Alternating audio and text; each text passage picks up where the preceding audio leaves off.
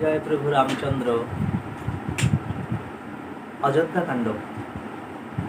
গোস্বামী তুলসীদাস।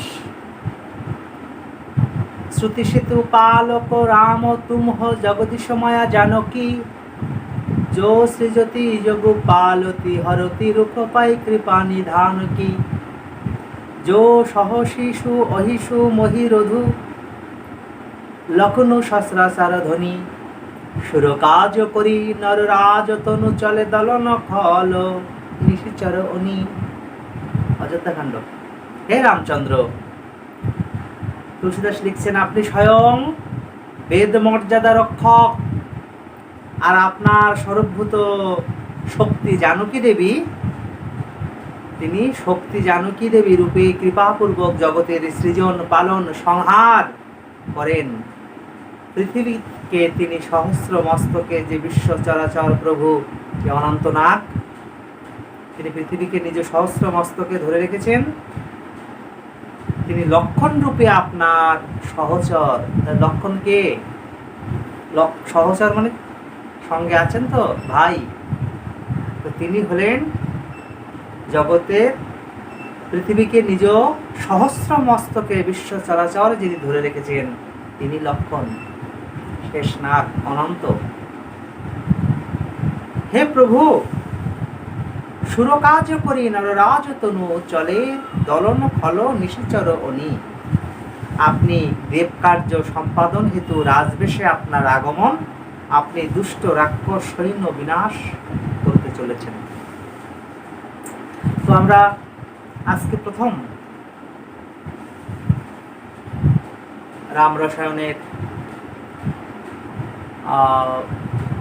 আদিকাণ্ড ছেড়ে যে সপ্তকাণ্ড রামায়ণের দ্বিতীয় অযোধ্যাকাণ্ডে প্রবেশ করলাম। অযোধ্যাকাণ্ড, এখানে রামের বনবাস, ভরতকে রাজ্য দিয়ে রামের বনবাস। এই কাণ্ডটা সম্পূর্ণ রামের বনবাস। মধুর অযোধ্যাকাণ্ড শুনিতে অমৃত ভাণ্ড, যাতে হয় পাপের বিনাশ। রামায়ণ আকর্ণনে ইহা কৃত্তিবাস ভনে, হয় অনন্তকালে স্বর্গবাস। বাহ, সুন্দর। দেখুন, বিবাহ হয়ে গেছে। আমরা প্রথম খণ্ডে অর্থাৎ আদি খণ্ডে মা জানকীর সঙ্গে রঘুনন্দন রামচন্দ্র পরিণয়ে আবদ্ধ হয়েছেন, হরধনু ভঙ্গ করেছেন, বিবাহ হয়েছে। পরশুরামের সঙ্গে তার যে বার্তালাপ মিটে গেল, সমস্ত পরশুরামের সঙ্গে সমাধান হলো। তো এই পর্যন্ত মহাকবি বাল্মীকি যে আদিকাণ্ডকে সমাপ্ত করেছেন। আদিকাণ্ড সমাপ্ত হওয়ার পরে দ্বিতীয় কাণ্ড আমাদের এই অযোধ্যাকাণ্ড।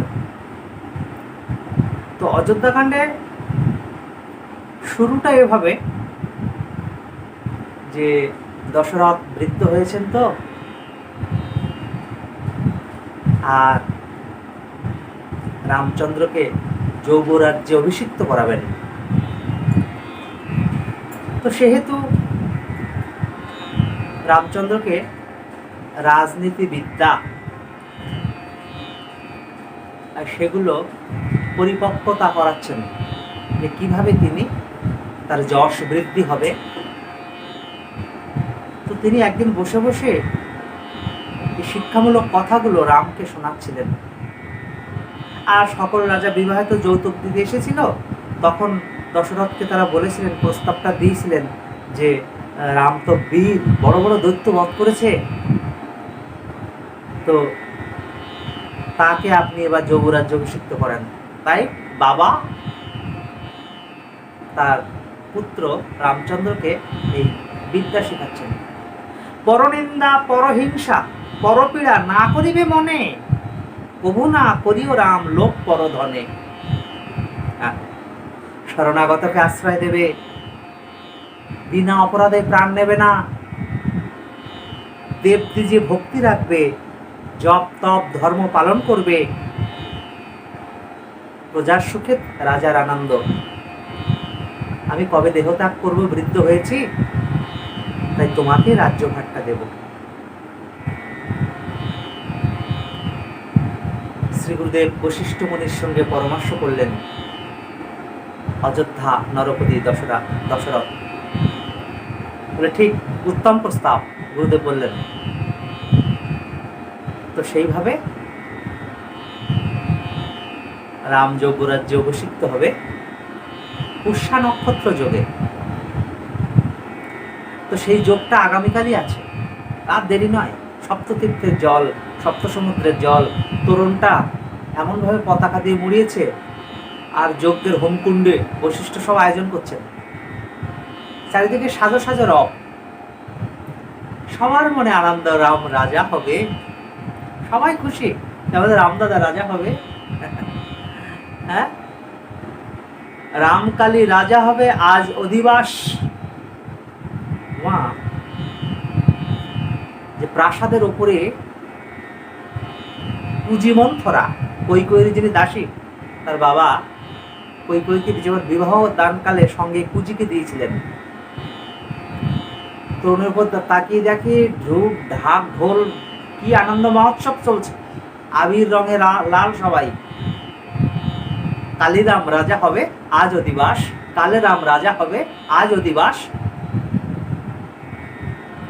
ঠিক এই বিকাল মুহূর্ত, সন্ধ্যা মুহূর্ত, কুজি রাতে ভাবছে যে রাম রাজা হবে, আর আমি ছোটকাল থেকে যাকে তিলে তিলে প্রতিপালন করলাম, ভরত তার দাস হবে।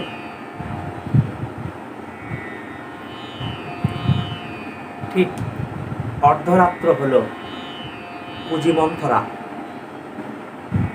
কৈকেয়ী ঘরে প্রবেশ করলেন। আরে পোড়ামুখী, ঘুমিয়ে আছিস কেন রে, ঘুমিয়ে আছিস কেন? শুনিস নি কিছু চারিদিকে? নগরে ঘুম নাই আজকে, আর তুই এত ঘুমাচ্ছিস? কি সুখের ঘুম, নরম পালঙ্কে, তাই না? রানী কৈকেয়ী বলছে, কি হয়েছে মন্থরা? কি আর হবে, তোর ছেলে রামের দাসত্ব করবে, তাই রাম রাজা হচ্ছে।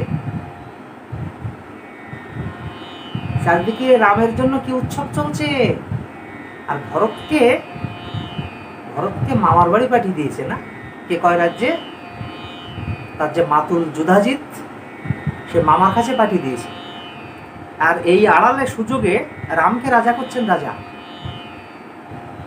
কৈকেয়ী বলে, আরে কুজিতে তুমি রাম সম্পর্কে এমন বলছিস কেন? রাম তো আমাকে খুব ভালোবাসে, ভরতকে কত স্নেহ করে, সবার মুখে রাম দাদা, রাম নাম শুনলে সবাই শান্তি পায়, সব প্রজারা সুখ পায়। রাম যে দশরথ রাজার নয়নের মণি, আর জ্যেষ্ঠ পুত্র তো রাজা হবে, এ তো শাস্ত্রে বলে। এবার কুজিমন্থরা কৈকেয়ীকে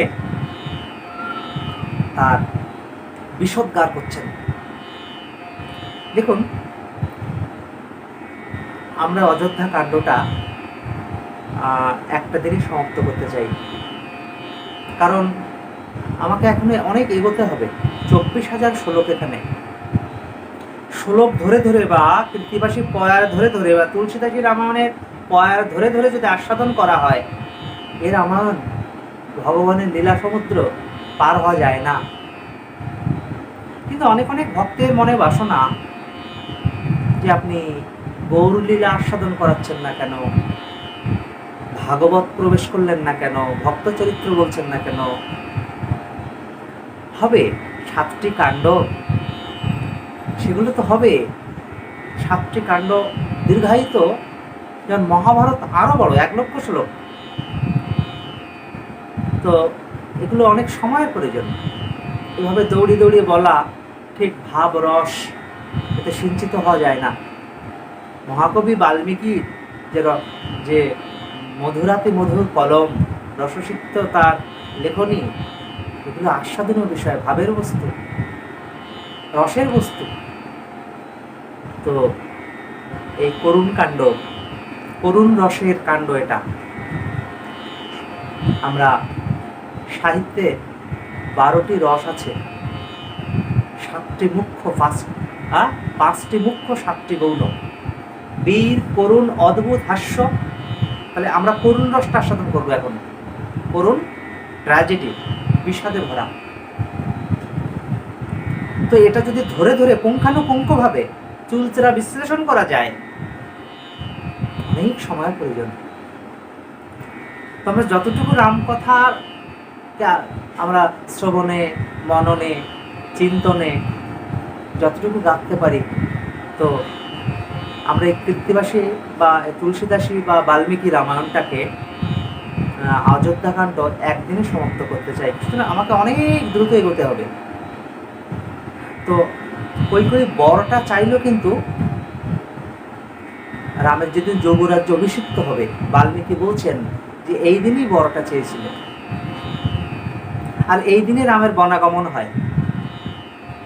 ঠিক যেদিন রামের যৌবরাজ্য অভিষিক্ত হবে, ভাবী সম্রাট যুবরাজ, তিনি রাজদণ্ড, রাজমুকুট, রাজসিংহাসন লাভ করবেন অযোধ্যার, সেই দিনেই কৈকেয়ী স্বামীর থেকে বরটা নেন। তো বরটা এত এক এক প্রসঙ্গ অনেক গভীরতা। আমি যে পুঁজি মন্থরার যে কথোপকথন, তো অনেক বড় সাবজেক্ট, যে সেখানে পুঁজি মন্থরা কিভাবে তাকে বোঝাচ্ছেন, অনেক অনেক গুরুত্বপূর্ণ কথা আছে। যাতে কৈকেয়ী লাভ দিয়ে উঠলেন, আত্মস্বার্থ চরিতার্থ কেনা চায় সংসারে। আর এই সংসারের নিয়ম, যাকে আপনি বেশি ভালোবাসবেন, আঘাতটা সেখান থেকে নেমে আসবে। এতগুলো রানী ছিল, শত শত রানী ছিল, রাজকার্যে রাজাকে বিবাহ করতে হয়। সব থেকে ভালোবাসতেন এই ছোট রানী, এই কৈকেয়ীকে। আর আঘাতটা তার দ্বারাই নেমে এলো, সোনার সংসারটা পুড়ে সাকার হয়ে গেল। দেখেছেন, মৃত্যু হয়ে গেল দশরথের। ভালোবাসার এই কি পরিণতি! অনেক অনেক কথা গোস্বামী তুলসীদাস আস্বাদন করেছেন আমাদের। তো শুনিয়া কুজির কথা কৈকেয়ী রাস, কুজির বচনে তার বুদ্ধি হলো নাশ। বুদ্ধি নাশ হয়ে গেছে, পাটরানী হবে না তুমি, কৌশল্যার দাসত্ব করতে হবে তোমার। কুজি বলছে পাটরানী কৌশল্যা হবে, তার পুত্র রাম রাজা হলে। অনেক অনেক কথা, অনেক তোমাদের তাড়িয়ে দেবে বাড়ি থেকে, অনেক কথা, সংসারে হীন হয়ে পড়ে থাকবে। এই সমস্ত কথায় সংসারের ছন্দ নষ্ট হয় এই নারীর কটু বাক্যে, তাই না? 2 বারে 2 বর আছে তব ঠাই, সেই 2 বর রাজা এক্ষণে চাই। 1 বরে ভরতের দেহ সিংহাসন, আর বরে শ্রীরামে পাঠাও কানন।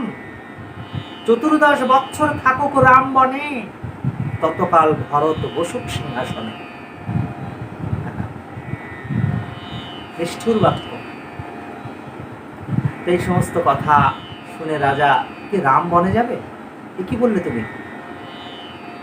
সম্বাসুর বৎকালে ঠিক অযোধ্যা কোন নদীর পাড়ে অবস্থিত? সরযূ। সরযূর দক্ষিণে একটা জঙ্গল আছে, দণ্ডকারণ্য, সেখানে সম্বারাসুর থাকতেন। তো সম্বরাসুরকে ইন্দ্র বধ করতে পারছিলেন না, দশরথের সাহায্য নিয়েছিলেন। দশরথ অতি সুকৌশলে চতুরঙ্গ সেনাবাহিনী নিয়ে, বহু সৈন্য নিয়ে বীর বিক্রমে লড়াই করেছিলেন সম্বাসুরের সঙ্গে। দেবতারা তাকিয়ে দেখছেন দশরথের তার বীরত্ব, তার অসীম সাহস, তার পরাক্রম। তো কখনো তীর তার অঙ্গে আঘাত হানছে, সেগুলো রথটা চালিয়েছিল সেদিন কৈকেয়ী। রাজকন্যা, সেও কম নয়, সে রাজার কন্যা, তাকেও রাজবিদ্যায় পারঙ্গম হতে হয়েছে। সুকৌশলে রথটাকে, যেমন শ্রীকৃষ্ণ মহাভারতে আমরা দেখেছি সুকৌশলে অর্জুনকে খুব টেকনিক দিয়ে রথটাকে, বাণগুলো যেভাবে ছাড়ছে, যে এড়িয়ে এড়িয়ে যাচ্ছেন, সবটা কৃষ্ণের সুকৌশল পরামর্শে এবং তার অভিনবত্ব, তার কি বলা যায় যে যেভাবে তিনি কৃষ্ণ অর্জুনকে বাঁচাচ্ছেন, তো এখানে কৈকেয়ী ঠিক এতটাই পারঙ্গম ছিল এই বিদ্যায়, যুদ্ধবিদ্যায়, রথ চালনায়। ভূমি পড়ে যাচ্ছেন, আবার চেতন তাকে সুস্থ করে তুলছেন কৈকেয়ী। একটা তীর যদি ক্ষত হয়ে যায় সেখানে তাকে শুশ্রূষা করা। ধরুন স্বাভাবিক অসুস্থ হলে আমরা কি করি, গরম জল করে দিই, কত রকম করি না, সেবা করি। খুব প্রসন্ন হয়েছিলেন রাজা, বলে বাহ কৈকেয়ী, তুমি আমার পাশে ছিলে বলে এই যুদ্ধে সম্বাসুরকে বধ করতে পেরেছিলাম, তা তুমি খুব ভালো লেগেছে তোমার আমার, তুমি দুটো বর চেয়ে নাও। এই বরটা চাইলো, এখনই চাইলো। তখন বললো যে তুমি সুস্থ হও, পরে চাইবো বরটা। পুঁজি মন্ত্র বলে দিলে এই সুযোগে চেয়ে নে, নাহলে রাম রাজা হয়ে যাবে।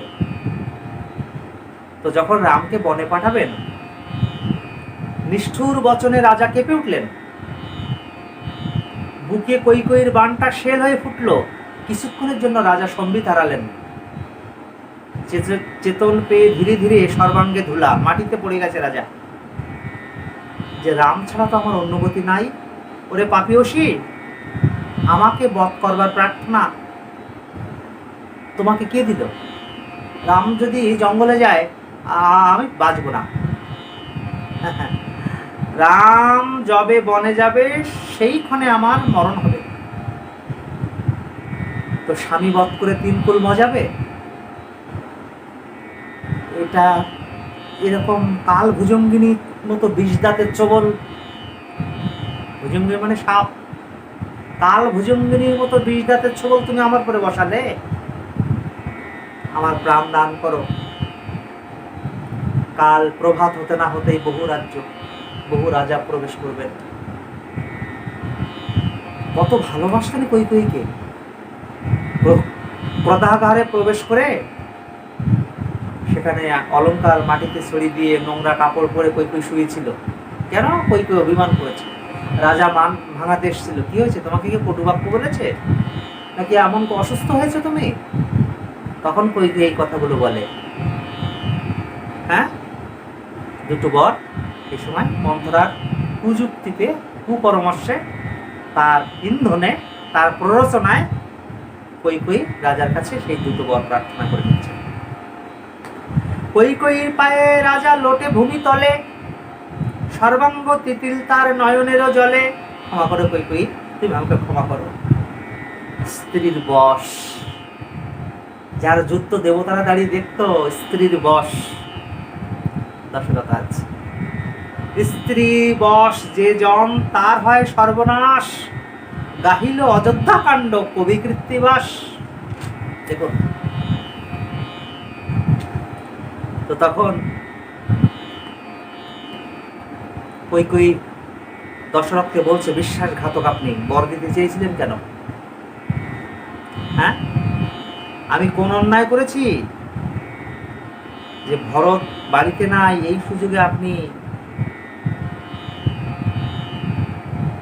রামকে রাজ্য পদে অভিষিক্ত করাচ্ছেন? তখন বললো, রে অন্য বর চাও। রাজা মাটিতে পড়ে কৈকেয়ীর পা ধরছে। এবার চিন্তা করুন। কিন্তু হলো না, প্রভাত হয়ে গেছে।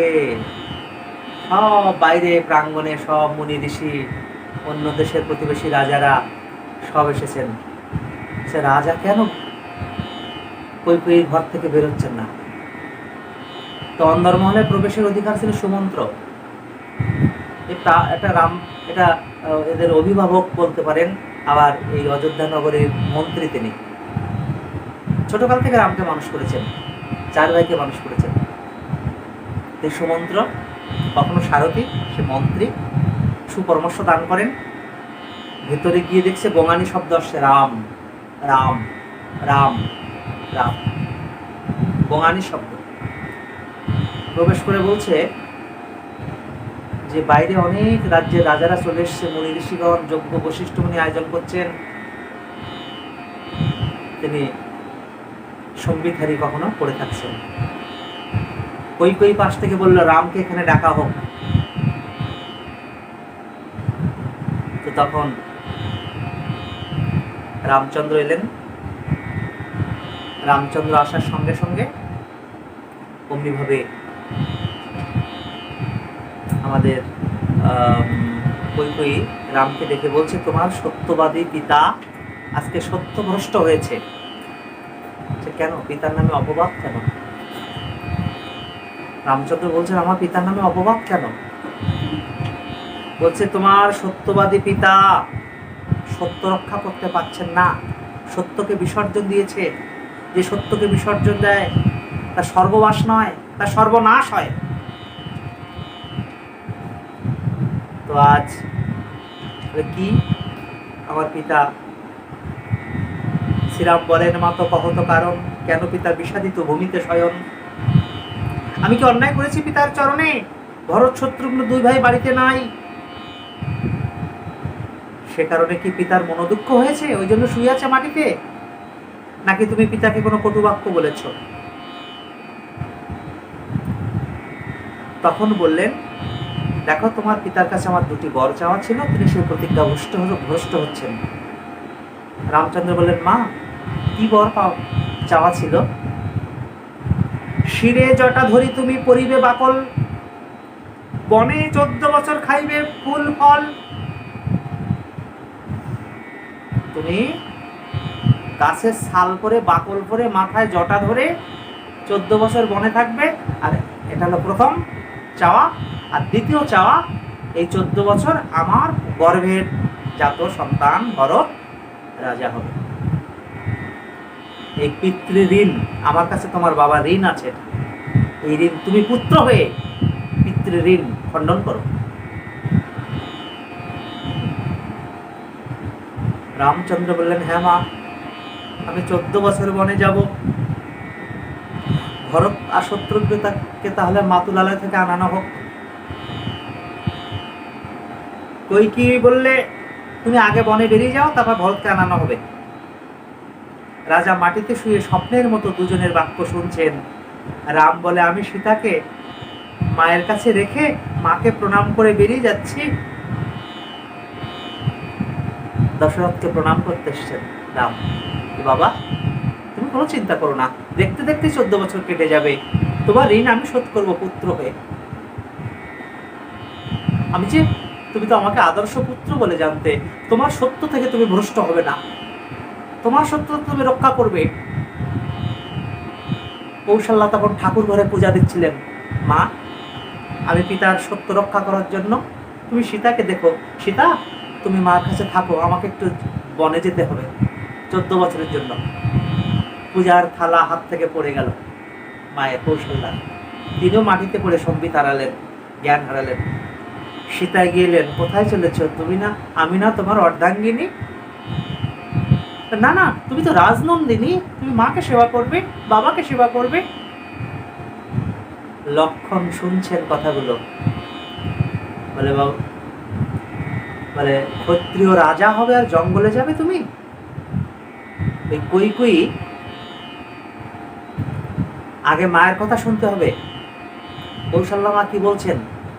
কৈকেয়ী আমাদের শত্রু। লক্ষণ খুব উত্তেজিত হয়ে কটু বাক্য প্রয়োগ করছেন রামকে, তুমি কখনো রাজধর্ম ত্যাগ করবে না। ক্ষত্রিয়রা জঙ্গলে যাবে কেন? ক্ষত্রিয় রাজধর্ম পালন করবে। দাদা, পিতা হতেন মাতার স্থান উচ্চে। কৌশল্যা মা যেটা বলছে সেটা শোনো।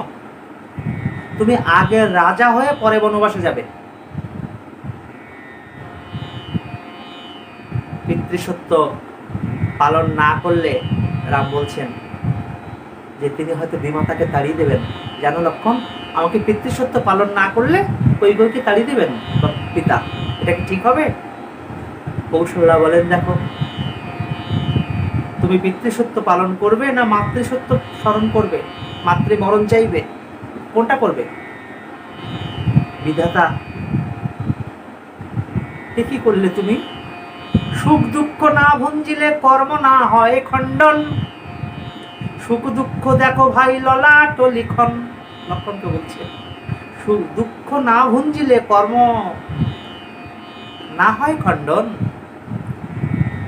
সুখ দুঃখ দেখো ভাই ললাট লিখন। দুই ভাই খেলা করে, সুখটাকে চাই, দুঃখটা চাই না, তাই না? সুখ নামে ভাল্লুক পাখিটিকে ধরতে গিয়ে সোনার খাঁচায় বলে আছে না সব হারিয়ে, দেখেছেন? লক্ষণ বলে, দাদা ক্ষত্রিয়রা রাজভোগ ত্যাগ করে সন্ন্যাসী হয়ে জঙ্গলে যাবে? সীতা চলে এলেন, লক্ষণকে বারবার বললেন, যদি তোমরা যাও আমাকে সেবক হিসাবে নেবে, এটুকু। স্বামী বিনা আমার কিসের গৃহবাস? সীতা বলছে, তুমি যে পরম গুরু, তুমি যে দেবতা, তুমি যাও যথা প্রভু, আমি যাই তথা। তুমি যেখানে থাকবে আমি সেখানে থাকবো। যেই তুমি, লক্ষণ কি বলছেন, যেই দাদা, যেই তুমি সেই আমি, বিধাতা জানে আমি যদি থাকি তুমি কি করিবে বনে। কত রকম কথা। তো রামচন্দ্র চলে যাবেন, সবাই যে হাসি ছিল সব বিষাদিত, সব কান্না। তেমন সময় রামচন্দ্র কিছু দরিদ্রদের দান করছেন, স্বর্ণমোহর, গাভী।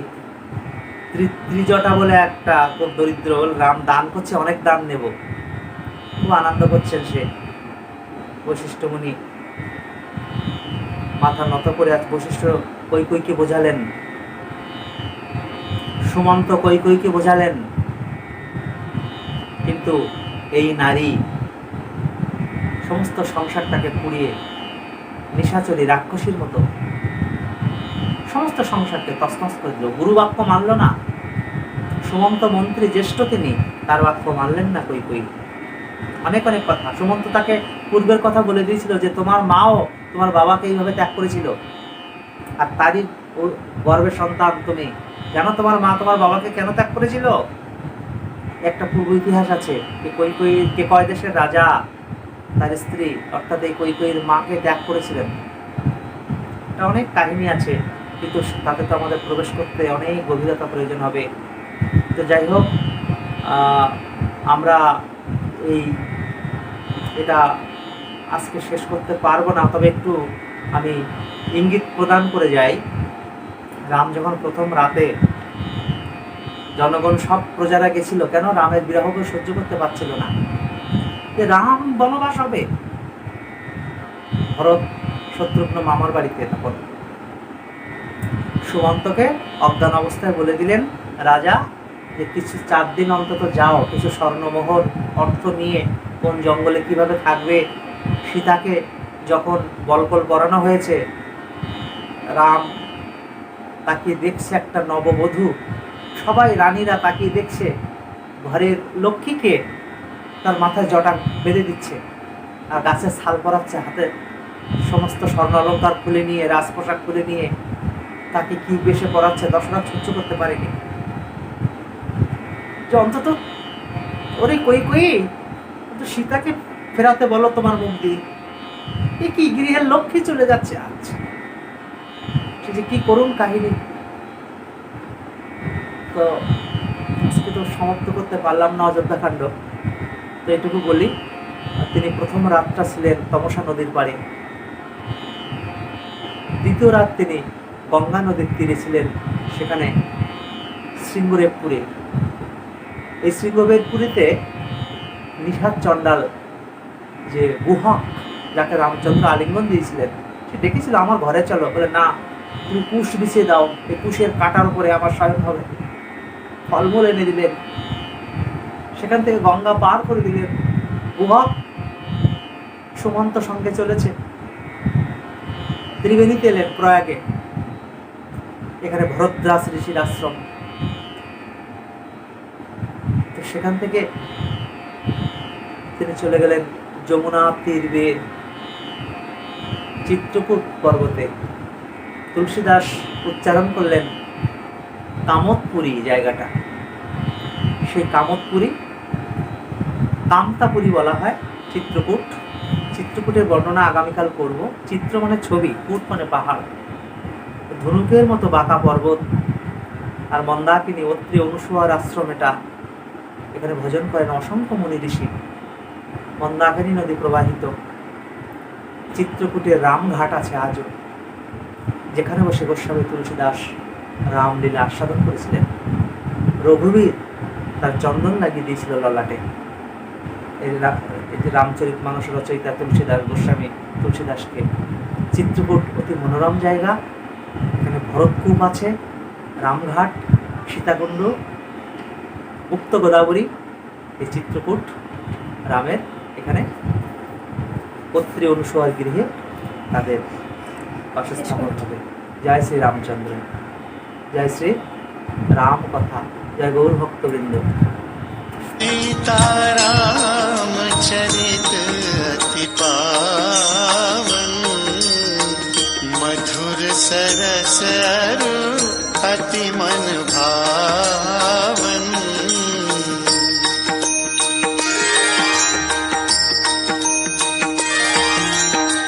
पुनि पुनि कितने वो सुने सुना